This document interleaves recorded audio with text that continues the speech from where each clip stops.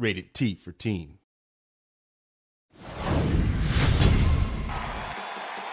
What's up, guys? Nevin Dravinsky, producer on UFC Undisputed 2010, coming to you again from the famed Black House Gym in Los Angeles, California, joined by one of the premier MMA coaches in the world, Mr. Mark Lehman. Thank you very much for being here again. Thanks for having me. My pleasure. So we're going to talk about a couple of the new improvements that went into the fighting techniques in UFC Undisputed 2010. Last year we had what I like to call this archetype system, where you had somebody that was either one striking technique, one grappling technique. This year we went with a much more kind of a la carte approach. So now all 100 plus fighters in the game, they're actually going to have moves from these various disciplines. We bring back the 6 techniques: boxing, kickboxing, Muay Thai for striking, judo, Brazilian Jiu-Jitsu, and freestyle wrestling. And we've added to the mix sambo, karate, and Greco-Roman wrestling. You being a ground guy, I mean, what's the difference really in Greco-Roman versus freestyle wrestling? In those two disciplines, freestyle wrestling is about attacking the whole body. You can attack the legs and trying to pin your opponent to the mat. Greco-Roman is you can only attack the upper body, and again, you're still looking for pins. Is one more effective than the other, or it's just sort of personal preference? It depends who you ask. A lot of guys in the sport now came from a freestyle or collegiate background, and a few guys did come from Greco. Greco-Roman, a lot of times guys start winging punches and they end up clinching up. It definitely has its time and place. For those people that don't know, like the term sambo, what is actually sambo? Sambo is kind of like judo with throws, but they also do a lot of leg locks, with heel hooks, and knee bars. To me, from the visual perspective, the most devastating of the striking is Muay Thai. You've seen guys like Shogun who use it to effectiveness against Lyoto. Lyoto comes from a karate background, and Shogun came from a Muay Thai background. You can kind of see the clash of styles.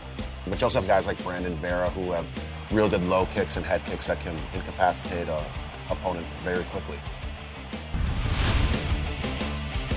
What's your favorite aspect about Brazilian Jiu-Jitsu versus the rest of the kind of mixed martial arts? Well, I guess it's the philosophy, whether it's the game or real life. I could be training with someone, but they had just as good of a chance to knock me out as I had to knock them out. But like with Jiu-Jitsu, if I take that guy down and I establish a dominant position, I can hit without being interrupted or apply a submission hold, and they can't really do anything to me that's too bad that I can't counter. There aren't such things as lucky submissions.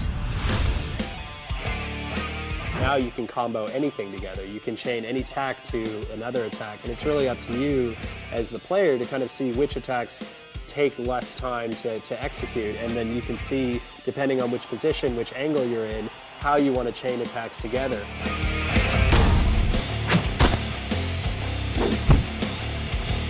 What's the difference between kickboxing and Muay Thai in the game? Well, I mean, you'll see different moves utilized. I mean, you know, Muay Thai's got the you got the plum whip and the whips. You know, I mean, and which is very effective. And that's not in the kickboxing? No, and that's sort of, you know, the uniqueness within disciplines. A lot of it is the angles. I think one of the great things that the game actually is able to represent is how accurate the punching is, especially with the way that we've redone the targeting system. The angles and the collision plays a much more important part. If you're off, you're off. If you're in the wrong position or you're in the wrong spot, you're not going to actually connect. A lot of people may not know this, but you're actually a huge gamer. You know, I think you once told me I'm either sleeping, training, or playing games. That takes up about 8 hours each. Eating a little bit more too now, but yeah, basically my life revolves around video games and MMA. And being included in this game and being able to work on it and give some input has been a dream come true. I'm actually living my dream of merging my two worlds together. It's pretty crazy. All right, guys, that was a brief look at some of the fighting technique features in UFC Undisputed 2010. We'll see you next time.